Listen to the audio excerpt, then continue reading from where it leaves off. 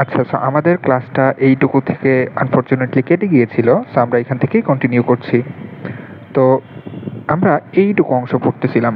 তো মাইটোকন্ড্রিয়া এবং ক্লোরোপ্লাস্ট যেই দুইটা বিষয় আছে, এরা কি ছিল? এরা একটা সময়ে আদিকোষী ছিল, অর্থাৎ এদের নিজস্ব স্বতন্ত্র ডিএনএ এবং নিজস্ব মাইটোকন্ড্রিয়া ছিল, নিজস্ব ডিএনএ ছিল এবং নিজস্ব রাইবোসোম ছিল।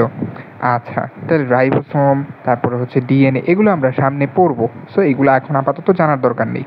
তো এই যে মাইটোকন্ড্রিয়া, এই মাইটোকন্ড্রিয়ার ভেতরে একটা বায়বীয় ব্যাকটেরিয়া প্রবেশ করে সেটা আদিকোষ থেকে প্রকৃত কোষে পরিণত হয়েছিল। এবং এই যে ক্লোরোপ্লাস্টটা আছে, এই ক্লোরোপ্লাস্টের ভেতরে একটা ফটোসিনথেটিক ব্যাকটেরিয়া ঢুকে সেইটা প্রকৃত কোষে পরিণত হয়েছে। আচ্ছা, তাহলে এখান থেকে একটা জিনিসের আমাদের সংজ্ঞা জানতে হবে, সেটা হচ্ছে এন্ডোসিম্বায়োসিস জিনিসটা কি। আচ্ছা, তাহলে এন্ডোসিম্বায়োসিস মানে কি? মিথজীবিতা। আর এন্ডো যেহেতু আছে, সিম্বায়োসিস মানে মিথজীবিতা, আর এন্ডোসিম্বায়োসিস মানে অন্তঃমিথজীবিতা।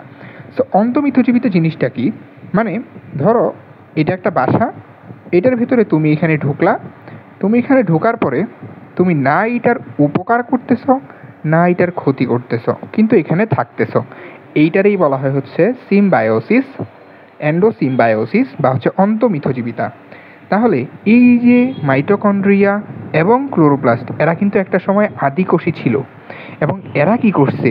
এরা উদ্ভিদ কোষের ভেতরে ঢুকে গেছে। তাইলে এই যে মাইটোকন্ড্রিয়াটা, এটার মধ্যে বায়বীয় ব্যাকটেরিয়া ঢুইকা, এবং এই যে ক্লোরোপ্লাস্টটা, এটার ভিতরে ফটোসিনথেটিক ব্যাকটেরিয়াটা ঢুইকা এরা প্রকৃত কোষী হয়েছে এবং এরা কোষের ভেতরে প্রবেশ করছে। তাইলে এই যে দেখি, নিউক্লিয়াস বিশিষ্ট একটা পোষক কোষে বায়বীয় এবং ফটোসিনথেটিক ব্যাকটেরিয়া প্রবেশ করে যে টিকে থাকার যে প্রক্রিয়া, তাইলে এই যে এরা কি করছে? এরা একটা পর্যায়ে প্রকৃত কোষের মধ্যে ঢুকে যাওয়ার পরে কি করছে? এরা ওইখানে রয়ে গেছে, ওইখানে কোনো লাভও করে নাই, ওইখানে কোনো ক্ষতিও করে নাই। এই প্রক্রিয়াটাকে বলা হয় এন্ডোসিম্বায়োসিস। এইটা আমরা অণুজীব চ্যাপ্টারে আর একটু ভালোভাবে বুঝতে পারবো, ওইখানে আমাদের ডিটেলসে আছে একটু। আজকের ক্লাসের সবচাইতে ইম্পর্টেন্ট যেই টপিক, সবচাইতে ইম্পর্টেন্ট যেই পড়াটা, সেটা কোষের বৈশিষ্ট্য বা ক্যারেক্টারিস্টিক্স অফ সেল। এইখান থেকে তোমাকে পরীক্ষায় লিখতে হবে। তাহলে এইটা আমরা একটু ধরে ধরে বোঝাই দেওয়ার ট্রাই করব। তাহলে প্রথমে মনে রাখতে হবে, জীবনের জন্য প্রয়োজনীয় সকল গাঠনিক এবং আণবিক উপাদান কোষের ভিতরে থাকে। এটা 1 নম্বর পয়েন্ট। প্রয়োজনীয় কাঁচামাল ভেতরে গ্রহণ করতে পারে। তাহলে প্রথম পয়েন্ট পড়লাম, জীবনের জন্য যত ধরনের গাঠনিক এবং আণবিক উপাদান সেটা কোষের ভিতরে থাকে। 2 নম্বর পয়েন্ট যেটা দেখলাম, সেটা সকল প্রয়োজনীয় কাঁচামাল ভেতরে গ্রহণ করতে পারে এবং এইখান থেকে শক্তিটা সংগ্রহ করতে পারে এবং নিজের প্রয়োজনে সেটাকে ভেঙে ব্যবহার করতে পারে। কোষটা কি হয়? কোষটা সুনিয়ন্ত্রিতভাবে বেড়ে উঠতে পারে। আচ্ছা, এরপরে কি? চারপাশের যে কোনো উত্তেজনায় প্রতি সাড়া দিতে পারে। এটা 5 নাম্বার পয়েন্ট। 6 নাম্বার পয়েন্টটা মোস্ট ইম্পর্ট্যান্ট, এটা একটু মাথায় রাখতে হবে। 6 নাম্বার পয়েন্টটা কি? একটা হোমিওস্টেসিস অবস্থা। আচ্ছা, হোমিওস্টেসিস মানে কি? হোমিওস্টেসিস মানে ধরো বাইরের পরিবেশটা ঠান্ডা, তখন কি করবে? কোষটা ওইভাবেই তাকে প্রস্তুত করে নিবে যেন বাইরের পরিবেশের সাথে খাপ খাইয়ে চলতে পারে। তাহলে এই যে পরিবেশের অবস্থা তারতম্যের মাঝেও অভ্যন্তরীণ স্থিতি বজায় রাখা, তাহলে হোমিওস্টেসিস মানে কি? অভ্যন্তরীণ অবস্থা বজায় রাখাই হোমিওস্টেসিস। তাইলে হোমিওস্টেসিস বা অভ্যন্তরীণ অবস্থা বজায় রাখা মানে বাইরের পরিস্থিতি যাই হোক না কেন সেটার সাথে খাপ খাইয়ে তাকে ঠিক রাখা, এটাই হোমিওস্টেসিস। আরেকটা শব্দ আছে, সেটা হিমোস্টেসিস। তাইলে একটা হোমিওস্টেসিস, একটা হিমোস্টেসিস। হিমোস্টেসিস মানে এই যে হিমো শব্দটা আসছে কোথা থেকে? হিম থেকে। তাহলে হিমোস্টেসিস মানে রক্ত জমাট বাঁধা। তাইলে হোমিওস্টেসিস মানে কি? হোমিওস্টেসিস মানে অভ্যন্তরীণ স্থিতি বজায় রাখা, আর হিমোস্টেসিস মানে কি? রক্ত জমাট বাঁধা। আচ্ছা, তারপরে 7 নাম্বার পয়েন্টটা পড়বো কি? কাল পরিক্রমায় অভিযোজিত হতে পারে। অভিযোজিত মানে কি? অভিযোজিত মানে হচ্ছে পরিবেশের সাথে খাপ খাইয়ে তাকে পরিবর্তন করতে পারে। কোষ বিপাক বা মেটাবলিজম প্রদর্শন করে, এটা মাথায় রাখতে হবে। নির্দিষ্ট সময় পর কোষ মৃত্যুবরণ করে। কোষের জিনগত তথ্য ধারণ এবং প্রজন্মান্তরে সঞ্চার করে। তাহলে এই যে পয়েন্টগুলো বললাম কোষের বৈশিষ্ট্য সম্পর্কে, এগুলো আমাদের একটু মাথায় রাখতে হবে। তারপরে আসি আমরা সামনের দিকে। আচ্ছা, তাহলে এই যে এই লাইনগুলো তো আমরা একটু আগে পড়ে আসছি যে কোষ হচ্ছে কি জীবদেহের গঠন এবং কাজের একক। কোষ হচ্ছে জীবদেহের গঠন এবং কাজের একক, এগুলো কিন্তু আমরা আগে পড়ে আসছি একটু আগে। এখন আমরা কি দেখব? এখন আমরা নতুন একটা জিনিস দেখব। আচ্ছা, কোষবিদ্যা বা সাইটোলজি। কোষবিদ্যা বা সাইটোলজির জনককে, এটা তোমাদের প্রশ্নে আসতে পারে। তাহলে কোষবিদ্যা বা সাইটোলজির জনক হচ্ছে এসএসভি। কোষবিদ্যা বা সাইটোলজির জনককে এসএসভি। এসতে কি? এসতে হচ্ছে সোয়ানসন। আচ্ছা, তাহলে দেখি প্রথমত এখানে বলা হয়েছে কোষবিদ্যার জনককে। কোষবিদ্যা হচ্ছে সাইটোলজি, এই যে এখানে দেয়া আছে। তাহলে স্লেইডেন, সোয়ান এবং ভার্চু। স্লেইডেন, সোয়ান এবং হচ্ছে ভার্চু। তাহলে কোষবিদ্যার জনককে স্লেইডেন, সোয়ান এবং ভার্চু। তাহলে এই যে এস এস ভি। তাহলে বিজ্ঞানী স্লেইডেন, সোয়ান এবং ভার্চু কোষবিদ্যার জনক। এতটুকু তোমরা একটু মাথায় রাখবা। এখন কোষবিদ্যার মধ্যে কয়েকটা পয়েন্ট বলা আছে, সেটা কি সেটা একটু আমরা দেখে ফেলবো। তার আগে আমরা দেখি, তাহলে আমরা পড়ে আসছি বিজ্ঞানী রবার্ট হুক কি? বিজ্ঞানী রবার্ট হুককে হচ্ছে কোষবিদ্যা বা সাইটোলজির জনক বলা হয়। এই দুইটা লাইন মোস্ট ইম্পর্টেন্ট। প্রথমটা হচ্ছে কি? প্রথমটা হচ্ছে রবার্ট হুককে কোষবিদ্যার জনক বা সাইটোলজির জনক বলা হয়। আর আধুনিক কোষবিদ্যার জনক হচ্ছে কার্ল পি সোয়ানসন। তাহলে রবার্ট হুক হচ্ছে কি কোষবিদ্যার জনক, আর আধুনিক কোষবিদ্যার জনক হচ্ছে কার্ল পি সোয়ানসন। তারপরে এই যে কোষবিদ্যা না, একটু ভুল বলছি, কোষ তত্ত্ব বা সেল থিওরির জনক, এটা একটু কারেকশন হবে। এটা হচ্ছে এই যে কোষ তত্ত্ব বা সেল থিওরি।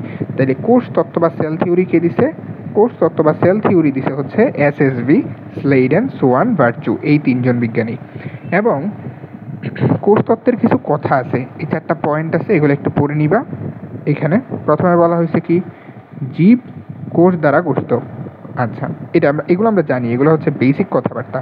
তারপরে কি বলা হয়েছে? কোষ হচ্ছে কি? কোষ হচ্ছে জীব বা জীবনের গাঠনিক এবং কার্যগত ক্ষুদ্রতম মৌলিক একক। কোষের চেয়ে ক্ষুদ্র কি কিছু হয়? আমরা একটু আগে দেখে আসছি না যে অনেকগুলা কোষ মিলা কি তৈরি করে? টিস্যু তৈরি করে। আবার অনেকগুলো টিস্যু মিলা কি তৈরি করে? অঙ্গ তৈরি করে। অনেকগুলো অঙ্গ মিল্লা তন্ত্র তৈরি করে। এভাবে দেখছি না? তাহলে কোষ হচ্ছে সবচাইতে ছোট, ক্ষুদ্রতম মৌলিক একক। তারপরে সকল কোষ পূর্ববর্তী কোষ থেকে সৃষ্টি হয়। তাহলে এই যে এটা তারা বুঝাইছে, এই যে ধরো এইখানে একটা কোষ আছে, এইখান থেকেই পরবর্তীতে একটা কোষ সৃষ্টি হবে, এবং এইখান থেকেই পরবর্তীতে আরেকটা কোষ সৃষ্টি হবে। তাহলে এই যে এই কোষটা, এটা তার পূর্ববর্তী কোষ থেকে সৃষ্টি হয়েছে, এইটাই বলা হয়েছে। তো এগুলো হাবিজাবি কথাবার্তা, এগুলো আমরা একটু দেখে নিতে পারি। আচ্ছা, তারপরে এই যে লোই এবং সিকে বীজের মতো যে কোষের সংজ্ঞা, এগুলো কিন্তু আমরা পড়ে ফেলছি। আচ্ছা, তো তোমাদের পুরাতন বইয়ে একটা জিনিস ছিল, লাইনটা ছিল হচ্ছে কোষ হচ্ছে বংশগতির একক। এইটা এখানে স্কিপ করছে যদিও, তো ওইটা তোমাদের আপাতত লাগবে না, দরকার নেই। তারপরে দেখি আমরা সামনে কি বলা হয়েছে। তাইলে দেখো, এই যে আমি বলছিলাম লোই এবং সিকে বীজের সংখ্যা আমরা কিভাবে বুঝবো? লোই এবং সিকে বীজের সংখ্যা বুঝবো যখন আমাকে জীবজ কার্যকলাপের একক বলাইবে, তখনই আমি বুঝে যাবো এটা কার সংজ্ঞা। এটা হচ্ছে লোই এবং সিকে বীজের সংজ্ঞা।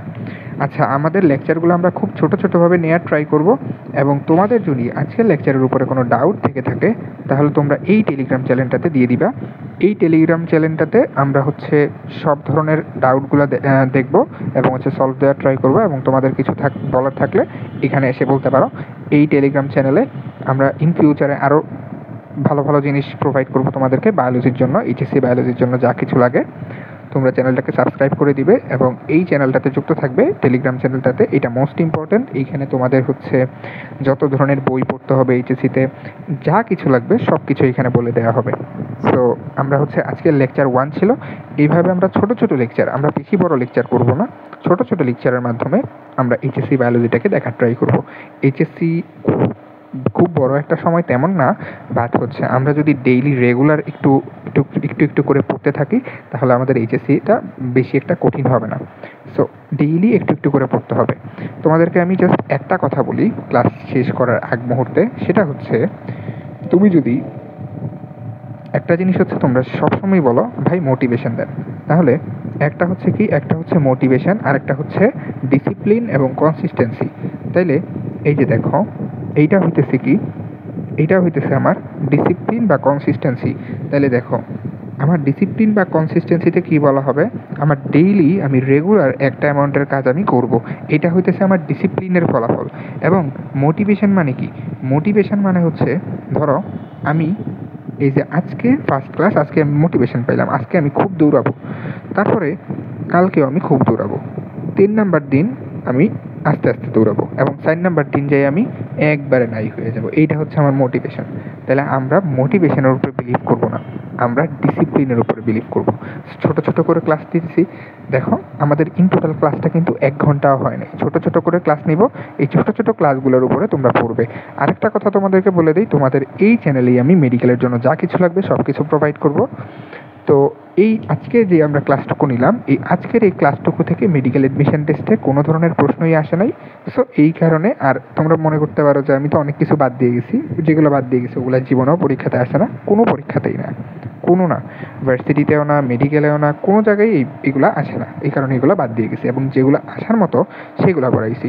আমাদের যে 2 নাম্বার ক্লাসটা থাকবে ওইখান থেকে কিন্তু মেডিকেলে অনেক প্রশ্ন আসে, তোমরা একটু যখন অ্যানালাইসিস করবে প্রশ্নপত্রগুলা তখন দেখতে পারবে যে কোষের প্রকারভেদ থেকে এবং হচ্ছে ওই যে কোনটা বড় কোষ কোনটা ছোট কোষ এগুলো থেকে মেডিকেলে অনেকগুলো প্রশ্ন আসছে, প্রায় 6 থেকে 7টা প্রশ্ন। তো এই যে বিষয়গুলো, এই জিনিসগুলো তোমাদের বুঝতে হবে যে কোন জায়গাটা তোমরা পড়বা এবং কোন জায়গাটা তোমরা পড়বা না। আচ্ছা, আজকের ক্লাসের উপরে যদি তোমাদের কোনো ডাউট থেকে থাকে তাহলে তোমরা এই যে এই জায়গায় থাকা টেলিগ্রাম চ্যানেলটা এখানে তোমরা দিবে, তোমরা চাইলে ক্রোমে গিয়ে এটা দিয়ে সার্চ দিতে পারো, এই লিঙ্কটা দিয়ে গুগল ক্রোম ব্রাউজারে, অথবা গুগল লেন্স দিয়ে এটাকে তোমরা স্ক্যান করে ডিরেক্টলি তোমরা এই চ্যানেলের সাথে যুক্ত হয়ে যাইতে পারো, বায়োকেম 101। সো আজকের ক্লাসটা এতটুকুই। নেক্সট ক্লাসটা থেকে আমরা হচ্ছে আরেকটু নতুন জিনিস দেখার ট্রাই করব।